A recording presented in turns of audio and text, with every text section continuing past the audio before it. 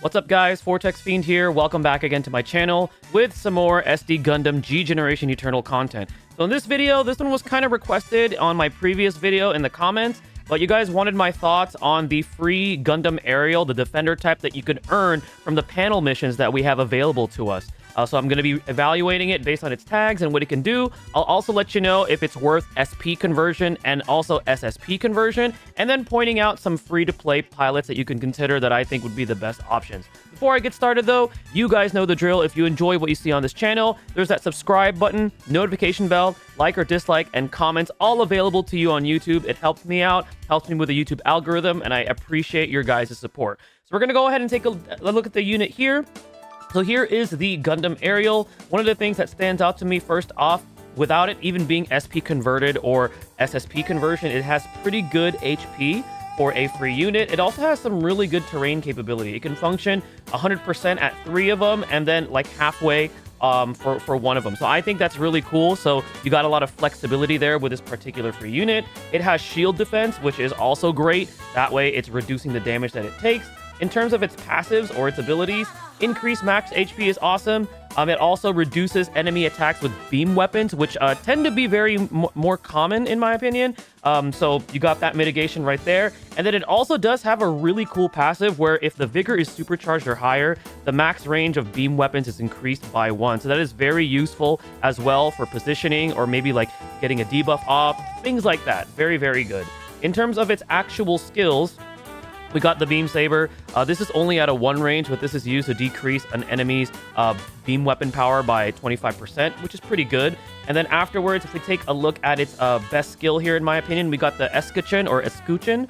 This one has the attack down by 25%. Again, because this is an SSR unit, you're not going to be seeing crazy high numbers compared to like the URs, but for a free unit, I think this is a pretty solid unit. And then afterwards, if we take a look at the details right over here, as we see right here, in terms of the tags, we got alternative, protagonist, we got one-shot killer, which is probably still, in my opinion, the best tag in the game, if not top 2, because to me it's like a toss-up between one-shot killer or like ace unit, but one-shot killer is a really good tag. And then as you can see right over here, what else we got? If we want to SP convert it, for example, at max upgrade, its HP shoots up to 121k, provided that I do have this modification on it. So if you have this available, definitely add it onto there.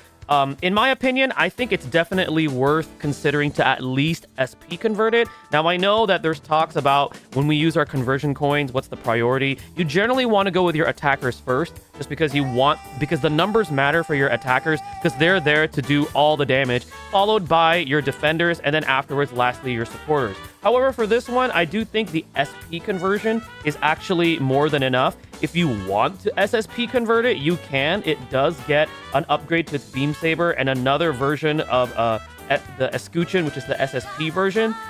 If you want to, but I highly recommend you don't SSP convert it.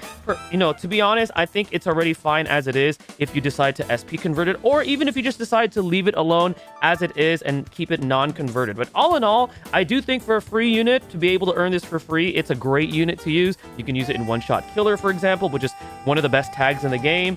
And overall, it's a very, very flexible defender unit. Now, in terms of free-to-play pilots that are from the Witch from Mercury, we're going to go ahead and switch here.